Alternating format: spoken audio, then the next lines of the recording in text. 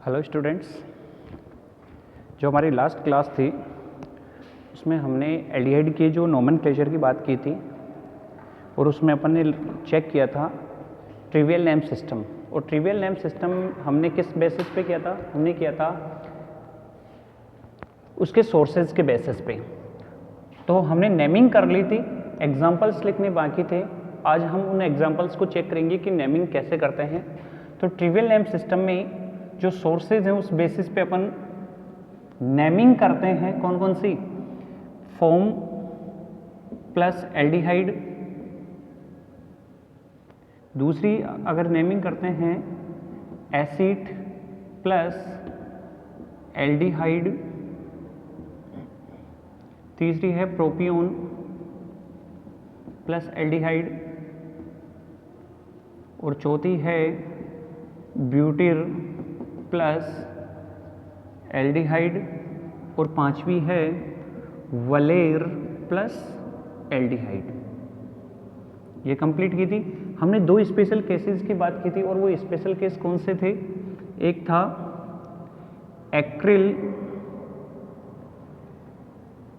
Acryl plus aldehyde और जो दूसरी थी प्रोटोन प्लस एल्डिहाइड। यही थे। अब अपन एग्जांपल्स को डिस्कस करते हैं कि कैसे हम इनके एग्जांपल्स राइट करें, कैसे अपन इनको आइडेंटिफाई करें। तो देखो, सबसे पहले जैसे सपोज करो अपन ने लिखा HCHO और इसके साथ एक हाइड्रोजन अपन अटैच करें। इसके अलावा अपन लिख सकते हैं CH3CHO, CH3CH, CH3 CHO, CH3 CH2, CH2 CHO। इसके अलावा जो स्पीसीज अपन यहाँ पे लिख सकते हैं CH3 CH2 CH2 CH2 CHO, CH3 CH2 CH, CH3 CHO। या फिर अपन यहाँ पे एक और एग्जांपल मेंशन कर लें CH2 double bond CH CHO और लास्ट में है CH3 CH double bond CH CHO। इस तरह से हम ये एग्जांपल्स राइट कर सकते हैं। ओके, अब इन एग्जांपल्स की नेमिंग की बात करते हैं। तो नेमिंग कैसे करेंगे अपन? हमने कहा कि एक कार्बन है, सोर्सेज कैसा है? फॉर्म प्लस एल्डिहाइड, एक ही कार्बन है। तो अपन इसके लिए नेमिंग क्या करेंगे? फॉर्मेल्डिहाइड। क्या नेमिंग करेंगे? फॉर्मेल्डिहाइड। ये इसके लिए नेमिंग हो जाएगी। दो कार्बन के लिए अपन ने कहा था जो इसका सोर्सेज नेम है वो क्या है? एसिड। और एसिड प्लस एल्डिहाइड अपन यूज करेंगे तो नेमिंग हो जाएगी इसकी एसिटैल्डिहाइड। एसिटैल्डिहाइड, ये इसकी नेमिंग हो जाएगी। तीसरी स्पीसीज की बात करते हैं तो यहाँ पे हमारे पास 4 कार्बन नजर आ रहे हैं। टोटल कितने कार्बन है? 4 कार्बन के लिए अपन क्या लिखते हैं? ब्यूटिर लिखते हैं। ब्यूटिर लिखते हैं। अब ब्यूटिर में से आपको ये तो कंफर्म है कि ब्यूटिर एल्डिहाइड बनेगा। ये कंफर्म है। टोटल कार्बन के आधार पर अपन नेमिंग क्या करेंगे? ब्यूटिर एल्डिहाइड। लेकिन क्या इसके अलावा भी कोई और जो इसके जो पूर्व लग्न है वो अपन लगा सकते हैं क्या? क्या ये एक विशेष प्रकार की संरचना का निर्माण कर रही है? हम उस संरचना को चेक करते हैं। आप इस कार्बन को चेक करोगे तो ये 3 डिग्री कार्बन है। इस 3 डिग्री कार्बन की वजह से कंप्लीट फुलफिल है वैलेंसी, तो इसकी वजह से अपन क्या यूज करते हैं 3 डिग्री कार्बन के लिए? आइसो। तो नेमिंग क्या हो जाएगी? आइसो ब्यूटिरएल्डिहाइड। ये इसकी नेमिंग हो जाएगी। नेक्स्ट एग्जांपल की बात करें, इसमें स्ट्रेट चेन बन रही है, 4 कार्बन है, कोई दिक्कत नहीं है। नेमिंग होगी ब्यूटिरएल्डिहाइड। इसमें N आप लगा सकते हो बट कोई फर्क नहीं पड़ता, सिंपली अपन लिखते हैं ब्यूटिरएल्डिहाइड। सेम यही कंडीशन यहाँ पे है। देखो 1 2 3 4 5 कार्बन है, एक CHO ग्रुप है। CHO ग्रुप के लिए तो अपन क्या यूज करेंगे? एल्डिहाइड। 5 कार्बन की अगर कोई श्रृंखला है तो उसके लिए अपन क्या यूज करेंगे? वलेर। तो इस स्पीसीज का नाम क्या हो जाएगा? इसका नाम हो जाएगा वलेरेल्डिहाइड। वलेरेल्डिहाइड, ये इसका नाम हो जाएगा। समझ में आ रहा है? देखिए वापस से मैं रिपीट कर रहा हूँ, एक स्ट्रेट चेन है। स्ट्रेट चेन के साथ साथ कितने कार्बन नजर आ रहे हैं आपको? 1 2 3 4 5 कार्बन नजर आ रहे हैं। और 5 कार्बन की वजह से हम इसके लिए रूट नेम क्या लिखेंगे या सोर्सेज नेम की बात करें तो वलेर। एल्डिहाइड ग्रुप समूह उपस्थित है, इसलिए इसको कहेंगे valer plus aldehyde is equals to valeraldehyde. अगर नेक्स्ट स्पीसीज की बात करते हैं अपन, इस स्पीसीज को चेक करोगे, इस स्पीसीज में टोटल कार्बन कितने हैं? 1 2 3 4 5 कार्बन है। 5 कार्बन के लिए अपन फिर से क्या यूज करेंगे? वलेर वर्ड यूज करेंगे। एल्डिहाइड ग्रुप है, इसके लिए अपन यूज करेंगे एल्डिहाइड। नाम तो होगा इसका वलेरेल्डिहाइड, क्या हो जाएगा इसका नाम? वलेरेल्डिहाइड। लेकिन जैसे हमने इसके लिए आइसो लगाया है, क्या हम इसके लिए आइसो लगा सकते हैं क्या? देखो देखिए 3 डिग्री है, क्या ये 3 डिग्री वाली कंडीशन फुलफिल कर रही है? 3 डिग्री के लिए condition, sorry 3 degree carbon atom है, और आइसो के लिए जो कंडीशन होती हैं वो आइसो की कंडीशन क्या होनी चाहिए? आइसो के लिए अपन कहते हैं कि 3 डिग्री कार्बन और कम से कम 2 1 डिग्री कार्बन उस पर उपस्थित हों।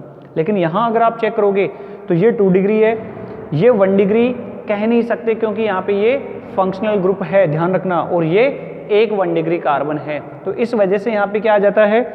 वलेर अपन सेकेंडरी वर्ड है वो यूज नहीं करेंगे। परिणाम स्वरूप यहाँ पे एक स्पेशल केस अपन को नजर आता है, और वो स्पेशल केस कौन सा होगा? स्पेशल केस होगा यहाँ पे, इस कार्बन एटम को चेक करोगे तो यहाँ पे आपको ये एक कायरल कार्बन परमाणु नजर आता है। कौन सा परमाणु नजर आता है? कायरल कार्बन परमाणु नजर आता है, और इस कायरल कार्बन परमाणु की वजह से हम यहाँ पे लिखते हैं एक्टिव। क्या वर्ड यूज करेंगे? एक्टिव। तो नाम इसका क्या हो जाएगा? 5 कार्बन के लिए वलेरेल्डिहाइड, और इस स्थिति के लिए कायरल कार्बन की उपस्थिति की वजह से इसका नाम क्या हो जाएगा? एक्टिव वलेरेल्डिहाइड, ये इसका नामकरण होगा। यहाँ पर अपन एक स्पेशल केस लिख रहे थे जिसमें क्या कहा था अपन ने? एक्रिल, यानी कि अपन ने कहा था 3 कार्बन हो प्लस 1 डबल बॉन्ड हो, CHO ग्रुप इसी में इंक्लूड होता है। क्या वो ये कंडीशन फुलफिल कर रहा है क्या? चेक करो, 1 2 3 कार्बन है, CHO ग्रुप है, साथ में डबल बॉन्ड भी है। इसके लिए अपन क्या यूज करते हैं? एक्रिल। तो नाम क्या लिखेंगे इसका? एक्रिल प्लस एल्डिहाइड है तो एक्रिलेल्डिहाइड हो जाएगा इसका नाम, एक्रिलेल्डिहाइड, ये इसका नामकरण हो जाएगा। क्लियर है? चलिए लास्ट एग्जांपल्स की बात करते हैं। लास्ट एग्जांपल में अपन ने कहा है 4 कार्बन हो प्लस 1 डबल बॉन्ड हो और साथ में CHO ग्रुप यहाँ पे अपन अगर अरेंज हो तो उसको अपन किस नाम से जानते हैं? क्रोटोन। एल्डिहाइड ग्रुप की प्रेजेंस की वजह से इसको एल्डिहाइड। तो देखो, लेकिन यहाँ पे अब 2 तरह की स्पीसीज, एक एग्जांपल ये, एक और लिख रहा हूँ मैं इसी का, ये लिख रहा हूँ CH2 double bond CH2 CHO। देखो दोनों में ही सेम कंडीशन फुलफिल हो रही है। 4 कार्बन है, 1 डबल बॉन्ड है, 1 CHO ग्रुप है क्या दोनों में? देखो यहाँ पे भी डबल बॉन्ड, ये रहा डबल बॉन्ड, 4 कार्बन CHO। फिर दोनों की क्या नेमिंग सेम होगी? तो हम ऐसे कंपाउंड की नेमिंग के लिए जो अपने जनरल नंबरिंग होती है अल्फा बीटा के हिसाब से इसकी नेमिंग करते हैं। तो नेमिंग करोगे तो इसको अपन जहाँ क्रियात्मक समूह जुड़ा होता है, जहाँ क्रियात्मक समूह जुड़ा होता है उसके पास वाले कार्बन परमाणु को हमेशा हम किस नाम से जानते हैं? अल्फा कार्बन के नाम से। तो नंबरिंग कहाँ से? ये होगी अल्फा, ये बीटा, ये गामा। इसके लिए भी क्या हो जाएगी? ये अल्फा, ये बीटा और ये गामा। तो यहाँ पे अगर कंपोनेंट की बात करें, कंफर्म है क्या है? क्रोटोन प्लस एल्डिहाइड बनेगा, नाम तो बनेगा क्रोटोनेल्डिहाइड, क्रोटोनेल्डिहाइड बन रहा है, राइट। लेकिन चूंकि अपन पोजीशन यहाँ पे डबल बॉन्ड की पोजीशन चेंज हो रही है, तो ये डबल बॉन्ड कहाँ आ रहा है? नंबरिंग इधर से ही कर रहे हैं अपन, अल्फा बीटा गामा इधर से ही कर रहे हैं। तो डबल बॉन्ड की जो पोजीशन है वो कौन से कार्बन पे आ रही है? अल्फा पे आ रही है। तो इसको अपन कहेंगे अल्फा क्रोटोनेल्डिहाइड। क्या कहेंगे इसको? अल्फा क्रोटोनेल्डिहाइड। जबकि यहाँ पे इस कंपोनेंट्स में आप चेक करोगे तो डबल बॉन्ड किस पोजीशन पे आ रहा है? बीटा पे आ रहा है, ठीक है। तो बीटा पे आने की वजह से इसको कहेंगे बीटा, 4 कार्बन 1 डबल बॉन्ड, नाम बन जाएगा क्रोटोनेल्डिहाइड। ये इस तरह से अपन इसकी नेमिंग करते हैं, ये हमारी जनरल नेमिंग है। इसके लिए भी ध्यान रखना, जब इन कंपोनेंट्स में अगर एन यूज कर सकते हैं प्रीफिक्स वो कीजिए, आइसो कर सकते हैं आइसो कीजिए, नियो कर सकते हैं नियो कीजिए। इसके अलावा एक एक्टिव वाली कंडीशन आती है, अगर ये प्रीफिक्स आप यूज कर सकते हो, अगर इनकी कंडीशंस को ये कंपोनेंट फुलफिल करते हैं तो हम कहते हैं कि हम इनके लिए एन आइसो नियो और एक्टिव प्रीफिक्स, जिसको अपन पूर्व लग्न कहते हैं, इन पूर्व लग्नों का इस्तेमाल किया जा सकता है, ये ध्यान रखना है अपन को। ओके, तो ये थे हमारे कौन से कंपोनेंट थे, कौन सी नेमिंग थी अपनी, ये थी हमारी जनरल नेमिंग, जिसको अपन कहते हैं ट्रिवियल नेम सिस्टम कह दो, कॉमन नेम सिस्टम कह दो, या फिर जो नोमेनक्लेचर था वो सोर्सेज के बेस पे था कि कहाँ से इनको प्राप्त किया जाता है। क्लियर। अब बात करते हैं अपन किसके लिए, जो सेकंड इसकी नोमेनक्लेचर था ना, IUPAC नोमेनक्लेचर। इस IUPAC नोमेनक्लेचर में अपन चलते हैं और उसको चेक करते हैं कि कैसे इनकी नेमिंग की जाएगी। IUPAC ने बहुत सारे रूल्स बता रखे हैं, वो रूल्स अपन को पता होने चाहिए। जैसे मैं कुछ रूल्स की बात कर रहा हूँ। जैसे अगर पहला रूल की बात करें तो IUPAC कहती है कि सबसे पहले अपन को लंबी श्रृंखला का चयन करना चाहिए, फिर नंबरिंग उधर से करनी चाहिए जिधर से कोई क्रियात्मक समूह हो या फिर कोई प्रतिस्थापी हो, उसकी जो पोजीशन है वो नियरेस्ट हो।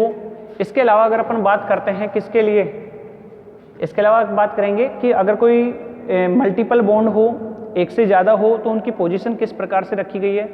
और ये भी ध्यान रखना है कि एल्डिहाइड कीटोनों के नामकरण में कि चूंकि IUPAC कहती है कि अगर कोई क्रियात्मक समूह है और कार्बन कंटेन करती हो, कार्बन एटम रखती हो, तो आप उस कार्बन को श्रृंखला में इंक्लूड करोगे, चाहे श्रृंखला छोटी ही क्यों ना हो। और डबल बॉन्ड के साथ, चाहे अपन फंक्शनल ग्रुप के बाद में किसको नंबर देते हैं, डबल बॉन्ड को, उसके बाद ट्रिपल और उसके बाद में सब्स्टिट्यूएंट को। तो यहां से अपन को ध्यान रखना है, एक तो नंबरिंग ऑर्डर अपन को ध्यान रखना है।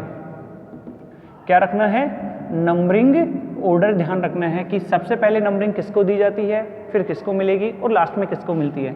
तो मान लो अगर कोई यौगिक में कोई फंक्शनल ग्रुप है, कंपाउंड में अगर कोई फंक्शनल ग्रुप है, तो ये 100% फिक्स है कि आपको नंबरिंग किसको ध्यान में रखकर करनी पड़ेगी, फंक्शनल ग्रुप को ध्यान में रखकर करनी पड़ती है। इसके बाद मान लो कि फंक्शनल ग्रुप नहीं है और फंक्शनल ग्रुप को आपने नंबरिंग दे दी, तो उसके बाद नंबर किसको मिलेगा, उसको अपन प्रायोरिटी में रखेंगे डबल बॉन्ड को, देन आफ्टर ट्रिपल बॉन्ड, और सबसे लास्ट में किसको मिलता है, एल्किल ग्रुप कह दो, या फिर कोई सब्स्टिट्यूएंट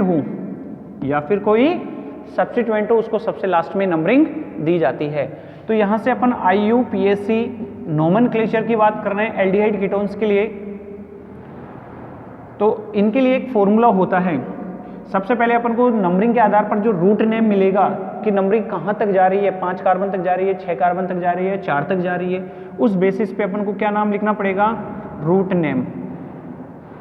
और रूट नेम किसके बेसिस पे चलेगा, अकॉर्डिंग टू कार्बन चेन के बेसिस पे चलेगा कि कार्बन चेन कितने की बन रही है, उस आधार पर अपन को रूट नेम लिखना है।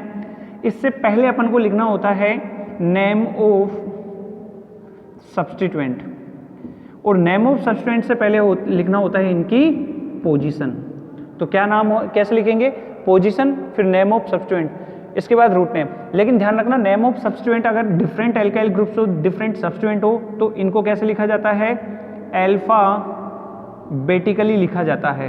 कैसे लिखा जाता है, अल्फाबेटिकली। इसके बाद यहां पे अपन लिखेंगे प्राइमरी सफिक्स, प्राइमरी सफिक्स। और प्राइमरी सफिक्स किस बेसिस पे होगा कि सिंगल बॉन्ड है चेन में, डबल बॉन्ड है या फिर ट्रिपल बॉन्ड है। तो अगर सिंगल बॉन्ड होता है तो अपन इसके लिए यूज करते हैं ANE, डबल बॉन्ड के लिए ENE, और ट्रिपल बॉन्ड के लिए YNE। ध्यान रखना जब डबल बॉन्ड और ट्रिपल बॉन्ड आता है तो इनके साथ इनकी क्या लिखी जाती है, पोजीशन लिखी जाती है, ये ध्यान रखना है अपन को। और अगर रिपीटेशन होता है मल्टीपल बॉन्ड्स का तो वो रिपीटेशंस की पोजीशन भी आपको लिखनी है, और साथ में जो नंबरिंग प्रीफिक्स होता है डाई ट्राई टेट्रा वो भी यूज करना है।